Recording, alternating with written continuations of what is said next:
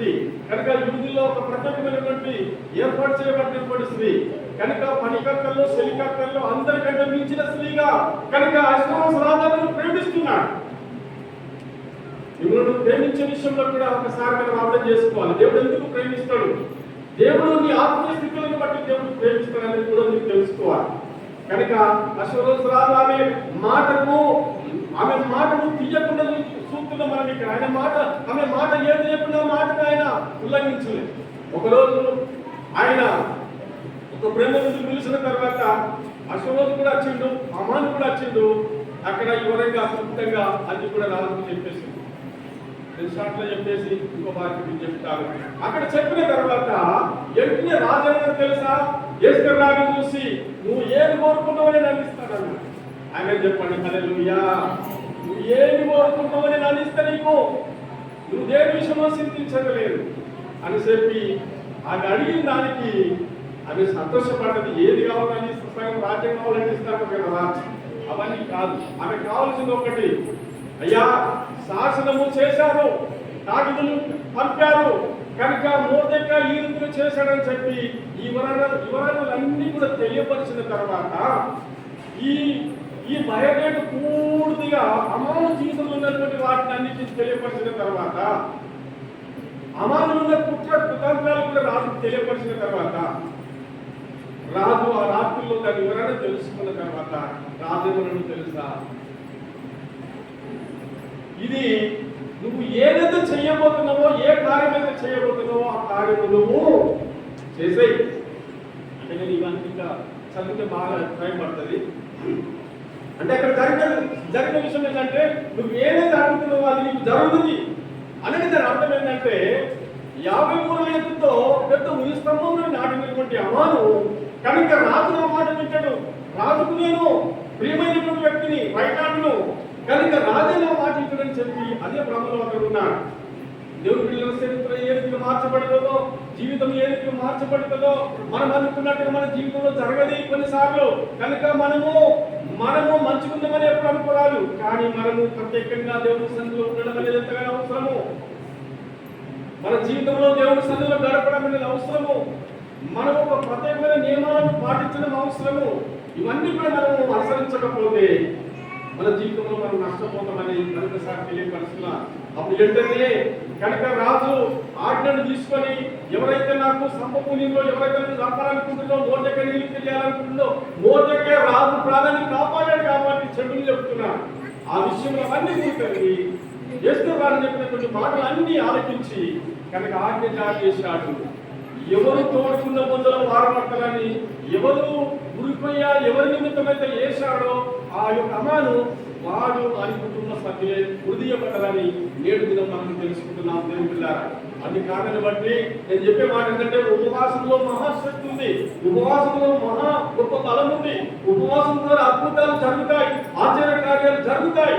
ఉపవాసం అంటే ఎందుకో తెలుసా?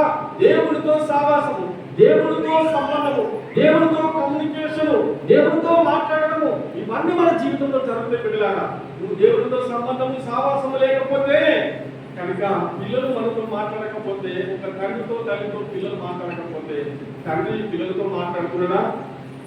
కనుక పిల్లలకు తల్లికి తండ్రికి పిల్లలకు ఉన్న సంబంధం ఏదైతుందో పరలోకమందినటువంటి తండ్రికి మనకు అదే రీతిగా సంబంధం ఉన్నది. మనము దేవుడితో మాట్లాడాలి, దేవుడు మనతో మాట్లాడాలి, దేవుని మాటలు మనం తీసుకోవాలి. మనము మన అవసరాల నిమిత్తం దేవుడిని అడిగినప్పుడు నీ ప్రతిఫలాన్ని పొందుకుంటామని మరొకసారి నేను మీకు తెలియపరుస్తున్నాను. హల్లెలూయా. ఇతరులైనటువంటి హల్లెలూయా చెప్పండి, హల్లెలూయా. ఇంకొక వాక్యం తీసుకోండి, మొదటి రాజుల గ్రంథము 21:22.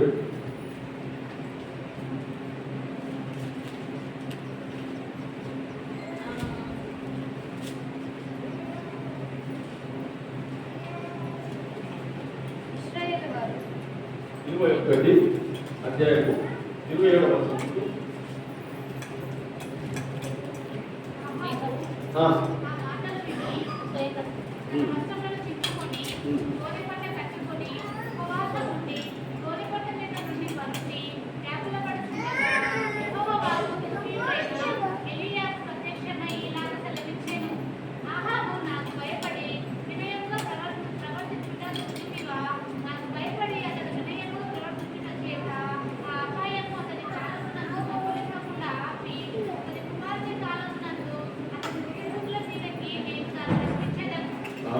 హల్లెలూయా. దేవుని బిడ్డలారా, ఇక్కడ ఈ యొక్క మొదటి రాజుల గ్రంథం 27వ వచనంలోని సారాంశం మనం తెలుసుకుంటే, మీకు ముందు చెప్తే కదా ఎవడు పొందదనుకుంటే వాడే పాపంగా పడతారని. ఈ రోజుల్లో ఇక్కడ అహాబు జీవితాల గురించి, యెజబెల్ గురించి 2 మాటలు నేర్చుకుందాం. అహాబు రాజు చాలా మంచి మనసున్న వ్యక్తే, మంచి హృదయం కలిగిన వ్యక్తే, మంచి పరివర్తన ఉంది, ఆయనలో ఒక ప్రత్యేకమైన టాలెంట్ ఉంది, ఆత్మీయుడే. దేవుని బిడ్డలారా, ఇక్కడ ఆత్మీయుడు అయినప్పటికీ కూడా, మరి దేవుడు అంటే ప్రియముగా నమ్మినప్పటికీ కూడా మనము చేయవలసిన కార్యాలు, మంచి కార్యాలు చేయాలి. ఇప్పుడు దేవుని నమ్ముకున్న ఇంటికాడు ఏం లాభం? దేవుని నమ్మిన ఇంటికాడులో దేవుడు ఇంటికాడు ఉండగా దేవుడే అన్నవారు నీ జీవితంలో నీకేం ప్రతిఫలం?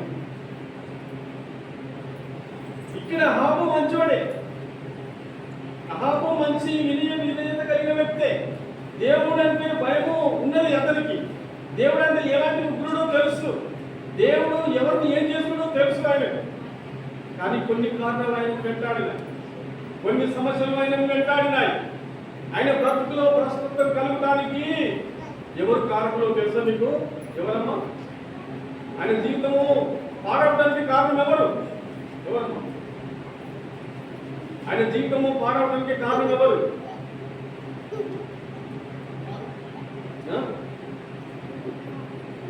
కొన్ని కుటుంబాలలో నేను మీకు చెప్తున్నాను, తన భార్యనే యెజబెలు రాలేదు. ఆమె జీవితంలో ఆమె కూడా క్రైస్తవులు రాదు, ఆమె కూడా యూదు రాదు, ఇతను కూడా యూదుడే.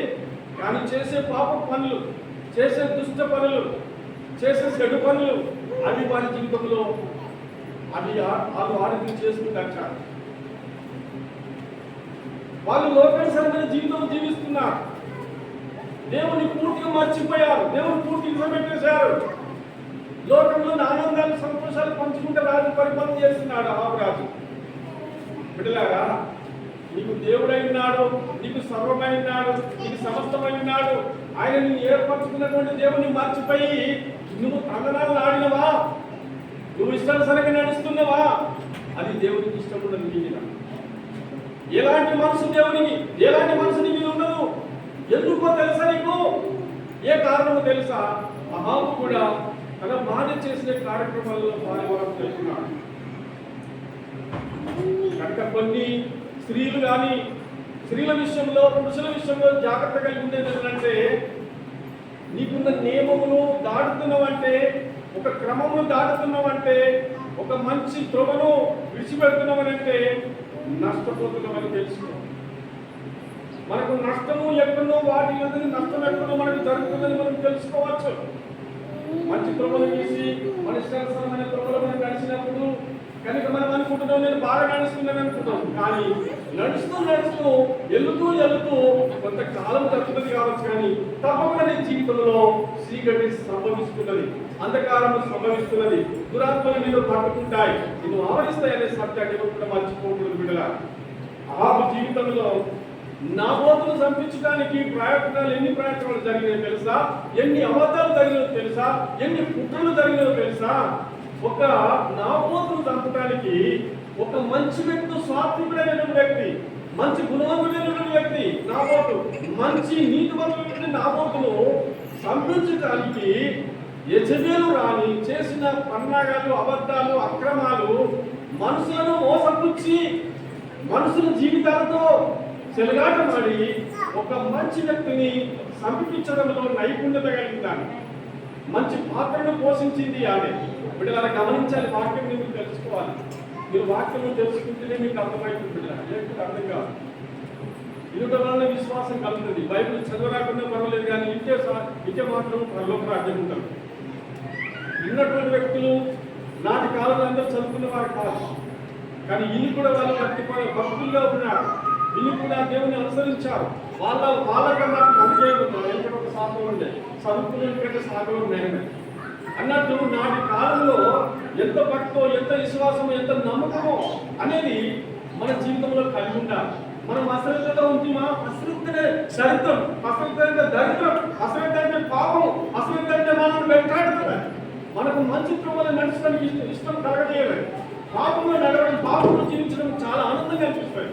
అందుకాలని బట్టి యెజబెలు రాణి చేసిన కుట్రలు కుతంత్రాలు తనకు ఆమె చేసింది కాక తన భర్త కూడా ఆమెతో పాటు ఇన్వాల్వ్ అయింది కాబట్టి ఇద్దరికి పాపం చెప్పుకున్నారు.